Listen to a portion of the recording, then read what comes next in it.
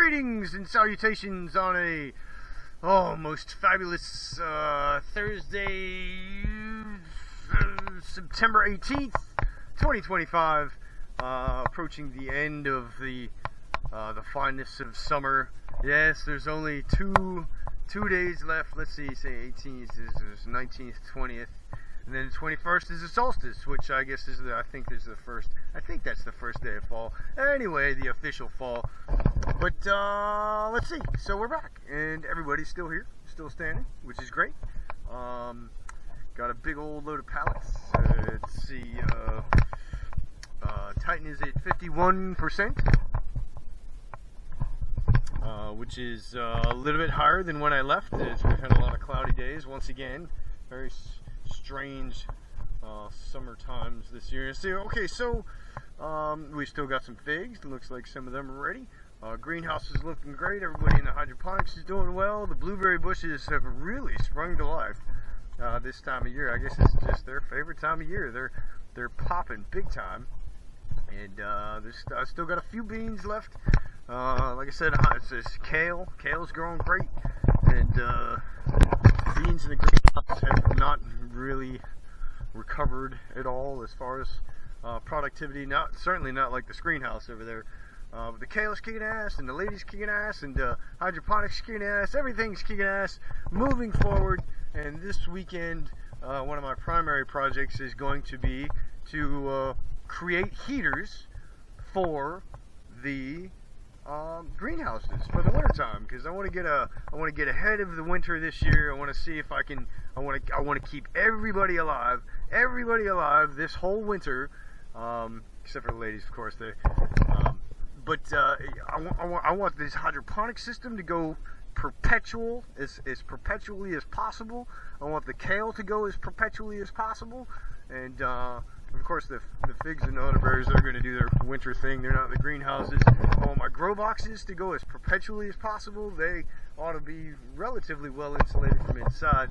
I'm thinking I'm gonna paint this side black on both of these, so that during the winter time they absorb lots of heat, and it maintains a nice warm environment. And I also got from Amazon. I don't care too much for Amazon. I think it's a fabulous tool. You can get all sorts of wonderful things for cheap and delivered to your door. Well, whatever. Anyway, so I got some of this carbon fiber cloth blanket, and some of the more of the insect netting for the screenhouse. And I'm going to endeavor this weekend to build what I saw on the Zen Oasis Gardener channel on YouTube. I'll stick a link in the description if I recall correctly to do so, where mason jars or glass bottles can be used, and you cut a hole in the top of the deal. I'll film all this crap, and you insert a couple of copper pipes. The inner pipe is wrapped with the carbon fiber cloth, and is inserted into the bigger diameter copper tube. And those two tubes, there's some holes drilled in those copper tubes, and they're inserted into the jar. And the jar is, of course, filled with denatured alcohol, or maybe even kerosene, or any of these heating fuels. The cheaper the better. And apparently they put out a whole lot of heat. And so if I'm gonna build a bunch of those, and we're gonna test them this year, and we're gonna see how it works, and hopefully they'll be viable, good heaters for the greenhouse, for the extra cold winter nights. And we'll just see where it goes. And I also got from Amazon what I mentioned before, the carbon fiber cloth, but I also got some greenhouse polycarbonate panels that are, well, I can't exactly show them to you, but I'll show them to you later. So I'm going to put these on the outer walls of the greenhouse for insulation, because the pallets breathe beautifully for the summertime, but when the temperatures start plummeting, it's good to have some solid walls, and that stuff's cheap, and it's reusable, or it can always be retasked. And so I'm going to apply it to the greenhouse this weekend, as well as construct some heaters as we build up for the whatever number winter this is. But hopefully it'll be my first winter where everything in the main greenhouse primarily survives the cold and is allowed to perpetuate itself throughout the seasons, because you know, you always need a food supply. So that's my task this week, and yeah, I'll film it as much as I can. And it looks like everything in the the new lines for the water tower, my water tower retrofit from last week, seems to be quite nice. Hey, fellow. And let's just double check, make sure everything's still flowing. Turn that on. And then we flip this bad boy over here. And yep. Immediate action. Excellent. So, life is peachy. Peace.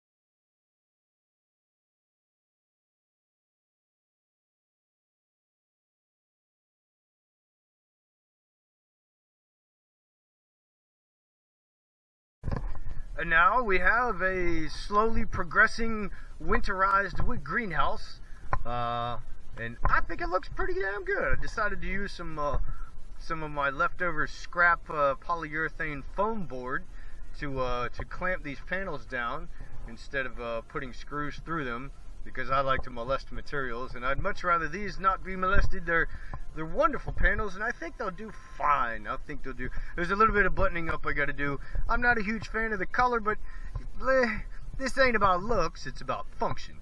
And I think this is going to function quite nicely. And of course, time will tell. That remains to be seen. And now, as we continue forward with the prepping for the winter time, I have turned my attentions to those heaters I was talking to about, which once again I will put a Zen Oasis Garden link in the description, if I remember correctly to do so, about the precise construction of these little beasties. I think they're going to work out quite nicely, especially if I have a well sealed greenhouse. And anyway, so now I just got to do some measurements, and these are 10-foot poles, which is 120 inches, and it turns out that that might just work out perfectly, because I have 12 jars, and 10-inch lengths are going to leave me quite a bit of inner tube to hang out of the top to produce more heat and radiate more lovely heat throughout the greenhouse. And I'm of course going to also apply the terracotta pots that Mr. Zen Gardener used, and maybe some steel coffee cans or something. But I've got I'm gonna make 12 of these bad boys, and I'm just gonna see how it works this year, because I really do need a heater. I want to keep hydroponics. If nothing else, I want to keep hydroponics going all year long, and I would also prefer to keep the kale and the raised beds going all year long. So as long as I'm continuously producing food, then I've continuously have something to eat, naturally, and or to share with others, because Lord knows the town of Raleigh and Caribou Coffee and some various others have thoroughly enjoyed the figs and the elderberries and some of the greens and the spaghetti squash that I produced this year, and the green beans. Oh, well, I haven't shared the green beans. We've been freezing the green beans. Yeah, moving right along. See you, bye.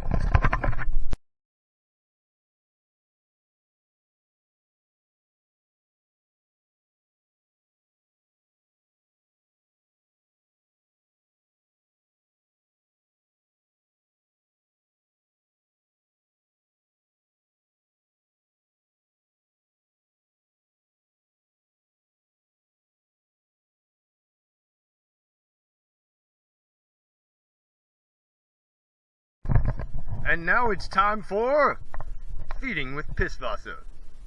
I got my fresh bucket from the Biogas digester, and it was full before I decided maybe I ought to film this. Somebody might get some out of it. And so I got these 2.5 gallon buckets. This one is now about 1/5 of the way full with PissWaBer, and I'm about to take some rainwater and fill this bad boy up.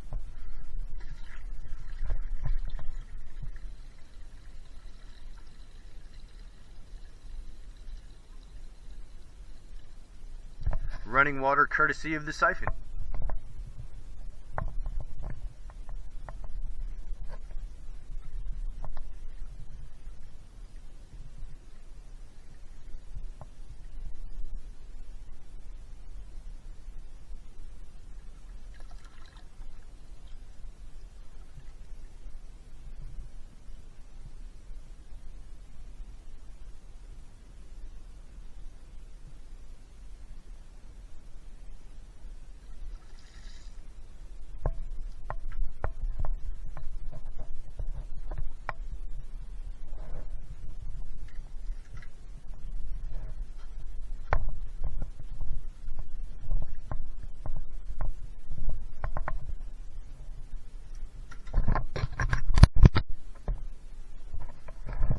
Don't worry, sweetie, you'll be back in soon. Very soon.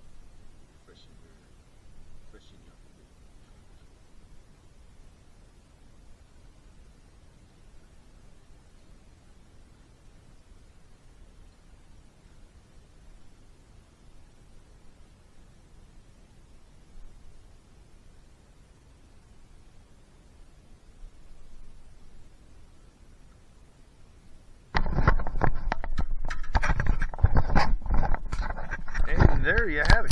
That's it.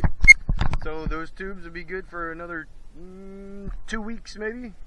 Maybe even as much as a month. Earlier this spring, I didn't have to add anything for a month, and they will leave you and these lovely plants with all that they need to become this vibrant, beautiful thing. Not droopy, of course. Well, except in the summertime and the heat, but not droopy. And look, everybody's so happy, so happy. Oh, just purchased from a biogas digester liquid compost. Great stuff. Sweet rainbow. Taste the rainbow.